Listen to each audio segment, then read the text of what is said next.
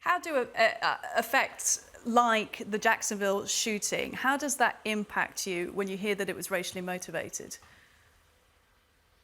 Well, it's like, unfortunately, it's happening so often that it's not something that has shock value anymore. It just seems that their overall seems to be this diminished value on the lives of Black and Brown people. And so when you hear these incidents happening over and over again, there's no shock. But what it does do for me, and I think many other people in the movement, is just pushes us more to say there's still more work for us to do.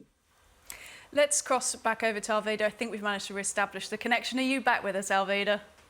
Yes, I am. Can you hear me? I hope you can. We can. Thank you so much for making Okay. time. Thank you so much for making time. It's been a busy few days for you, the 60th anniversary of Dr. King's remarks. And I'll just ask you once again whether you feel like he would be satisfied by some of the progress that's been made or not at all at this point. I was a teenager in the 1960s. I got married in '69. And one thing that my uncle would say, we must learn to live together as brothers, I'll add as sisters, or perish together as fools. And he's in his own speech, he said, add righteousness and justice together.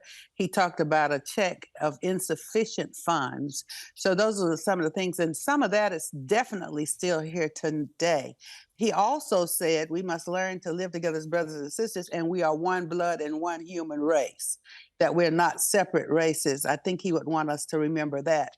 The other point, and I hope it doesn't freeze, you have to do this in every generation, every decade, and on every platform. That's right. Because if you forget if you erase your history, you're going to repeat it again.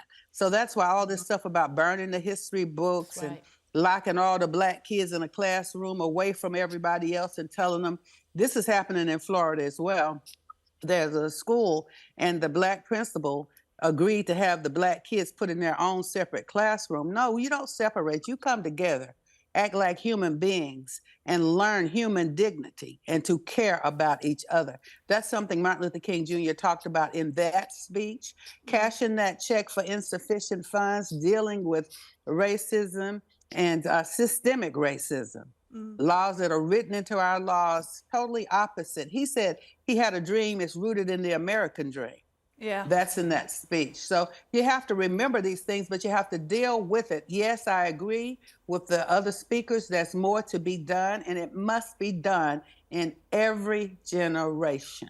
Bonnie, in the studio. Just say really quickly, I was a teenager in the 60s too.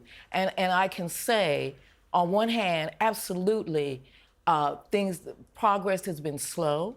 But in the 1960s, I would not have dreamt of a Black man being my father wouldn't have imagined that. He could not have imagined that, okay? He could not have imagined a Black woman as vice president of the United States. That would not have been possible for my father. My father was from Mississippi. That would have been impossible. And my friend is the Director General of the Smithsonian. And that was something my father couldn't have imagined. So I agree with everybody. Every generation, we got to start over. We got to let people know what progress has been made, but also know that there is a long, long way to go. Long way to go. Well, Esther, sitting in the studio here, representing the British side of things, listening in from, and you know, we've got three strong Black American voices here talking about this, saying we've got a long way to go still. What does it mean to you to hear that? No, I think they're absolutely right. And obviously, like I say, Britain is not America, and there are different issues, but there are some similarities. I mean, obviously, when we talk about police brutality in the US, we can't map that context onto Britain because it's completely different. The social dynamics and the interracial dynamics are completely different. But they are right in the sense that there's always work to be done, and there's, you know, every generation has to fight for its place and fight for the renewal of its values. And I think that's important. In the case of Britain, obviously, we have different types of issues. You know, discrimination and injustices are usually linked with social class as opposed to just race or, you know, just ethnicity. And so it's a different struggle, but there are underlying similarities in the sense that every generation must continue to reiterate the values that keep us progressing and keep us together. And I think it's, you know, it's obviously an honor to be here with Bonnie. Well, it's an honor to be with you. It's an honor to be with you. And it's an honor to hear that the young voices also know that every generation has to take Dr. King's words and make them their own. Not only take the words, but make the words their own and never forget the ancestors, because of all the struggle that the ancestors went through. Let's cross to Alveda for the final words then on that. Alveda, if you were to take any of the words that Dr. King spoke that people should make their own, which would they be? I am a guardian of the King family legacy. My daddy, Reverend A.D. King, Daddy King, Mama, and all of them. So we are one blood, one race with powerful, beautiful ethnicity. Let's learn to celebrate it and stop killing each other. Those are good, strong words. Thank you very much, Alveda King.